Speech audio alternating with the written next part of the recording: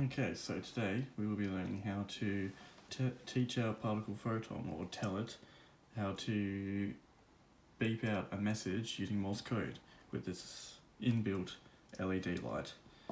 Now before we do any of that, we need to make sure it's connected, and we do that by ignoring that flashing blue light and looking at this cyan one that's breathing in and out slowly. If it's doing that, then you should be able to upload from your laptop or computer or phone, whatever you're using to program.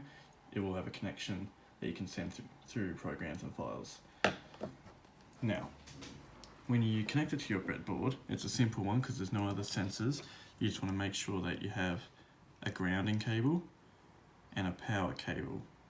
Now, your cables can be any color, it doesn't matter, it doesn't impact it whatsoever. I normally use red for my power and black for ground, just as a rule. It just reminds me what's happening on my board when I have a lot of sensors and it starts to get a little bit complicated. Put that away for a minute.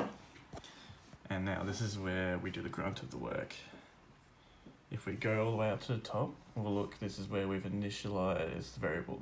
Now my inbuilt LED light is at D7, digital output 7.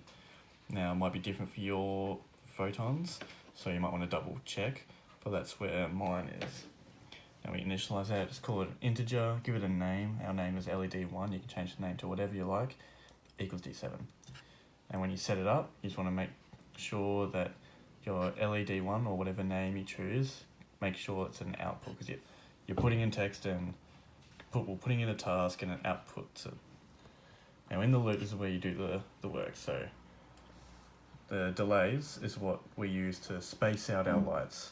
So when I want to do the letter I, and you can pull up a Morse code chart just from the internet, there'll be thousands of them. But for the letter I just wanted 2 small beeps of light. So where high is the light is on, and low is the light is off. So I'll put it on for half a second, just a small beep, off and back on, just so you can tell that there's been a beep, and we can do another one. And a special trick, instead of writing all this code from scratch, if you do the first letter or the first little bit chunk of code, compile it, make sure it's correct. That's really important. Before you copy and paste your code, you need to make sure it works. So if I just wrote that, copy and paste and changed it around to fit what I was doing and then compiled it, there could be errors, and then I have to sift through all of that code. There's not a lot here, but in different situations, I have to sift through all that code and get rid of all the errors. It'd be a pain.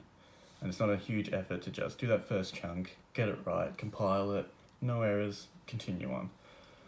So what we can do here is we can just copy that, right click, copy as you normally would, and paste it.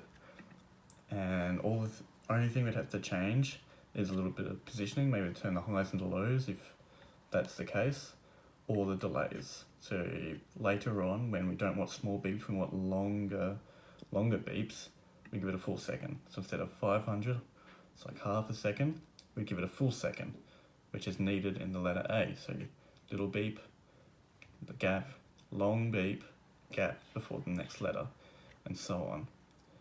Now, once you got all your code and you spelled out your name or your message, whatever you want to do, maybe an SOS just to kick you off, you want to make sure it works, and you just verify.